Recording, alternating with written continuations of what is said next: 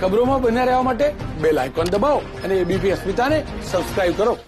ફરી એક વખત કોલેજ શરૂ કરવા માટે યુજીસીએ ગાઈડલાઇન્સ જાહેર કરી છે. કન્ટેનમેન્ટ ઝોન બહાર આવતી કોલેજ શરૂ થઈ શકશે. કન્ટેનમેન્ટ ઝોનમાં રહેતા કોલેજ સ્ટાફ અને વિદ્યાર્થીઓ કોલેજમાં ન જાય તેવા નિર્દેશ છે. કોઈપણ સમય 50%થી વધુ વિદ્યાર્થીઓને ન બોલાવવાનો આદેશ છે. સાથે જ કોલેજીસમાં વિદ્યાર્થીઓ માટે આરોગ્ય સેતુ એપ જરૂરી છે. સોશિયલ ડિસ્ટન્સ, માસ્ક અને હાથ સેનિટાઈઝ કરવા પણ જરૂરી છે. કોલેજમાં પ્રવેશતા સમયે સ્ટાફ અને વિદ્યાર્થીઓનું સ્ક્રીનિંગ ફરજિયાત બનાવાયું છે. જ્યારે રિસર્ચ અને પોસ્ટ ગ્રેજ્યુએટ સાથે જોડાયેલા વિદ્યાર્થીઓ માટે પણ ગાઈડલાઇન્સમાં ખાસ નિર્દેશો જાહેર કરાયા છે. અંતિમ વર્ષના વિદ્યાર્થીઓના પ્લેસમેન્ટ માટેના નિયમો પણ જરૂરી છે. ઘરે રહી અભ્યાસ કરવા માંગતા વિદ્યાર્થીઓને ઓનલાઈન મટીરિયલ કોલેજ પૂરું પાડશે તે પ્રકારના નિર્દેશ પણ યુનિવર્સિટી ગ્રાન્ટ કમિશનરે જાહેર કર્યા છે. આમ પ્રથમ તબક્કામાં કોલેજ શરૂ કરવાનું જે આયોજન હતું સ્પષ્ટ સંકેત મળી રહ્યા હતા તે માટે હવે યુજીસી કમિશને ગાઈડલાઈન જાહેર કરી છે.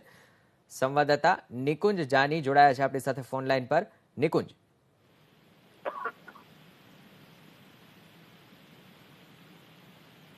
યુજીસીએ ગાઈડલાઇન્સ જાહેર કરી છે. આગામી સમયમાં હવે કઈ રીતે સમગ્ર એક બાદ એક સ્ટેપ લેવાશે?